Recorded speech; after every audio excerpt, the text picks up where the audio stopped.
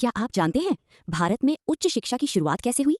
1813 के charter act से लेकर एनईपी 2020 तक भारत की शिक्षा व्यवस्था ने एक लंबा और ऐतिहासिक सफर तय किया है। आइए इसे सिर्फ 2 मिनट में समझते हैं। सबसे पहले आता है चार्टर एक्ट 1813। इसी के माध्यम से पहली बार शिक्षा के लिए 1 लाख रुपए का प्रावधान किया गया और अंग्रेजी शिक्षा को बढ़ावा मिला। फिर 1854 में आया वुड्स डिस्पैच, जिसे भारतीय शिक्षा का मैग्ना कार्टा कहा जाता है। इसी के बाद कलकत्ता, बॉम्बे और मद्रास विश्वविद्यालयों की स्थापना हुई। 1882 का हंटर आयोग और 1917 का सैडलर आयोग शिक्षा सुधारों के लिए बेहद महत्वपूर्ण साबित हुए। इन आयोगों ने स्कूल और विश्वविद्यालय शिक्षा को अलग अलग दिशा दी।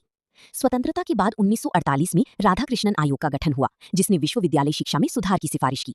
इसी के परिणाम स्वरूप यूजीसी यानी यूनिवर्सिटी ग्रांट्स कमीशन की स्थापना हुई। 1964 से 1966 तक कोठारी आयोग ने भारतीय शिक्षा को नई दिशा दी। इन्होंने 10+2+3 प्रणाली और शिक्षा पर जीडीपी का 6% खर्च करने का सुझाव दिया। फिर आया नया दौर, नेशनल एजुकेशन पॉलिसी 2020। इस नीति में 5+3+3+4 संरचना लागू की गई और उच्च शिक्षा के लिए एचईसीआई जैसे नए नियामक ढांचे का प्रस्ताव रखा गया। इसी के साथ आज भारत की उच्च शिक्षा प्रणाली दुनिया की सबसे बड़ी शिक्षा व्यवस्थाओं में से एक है और ये सफर लगातार आगे बढ़ रहा है।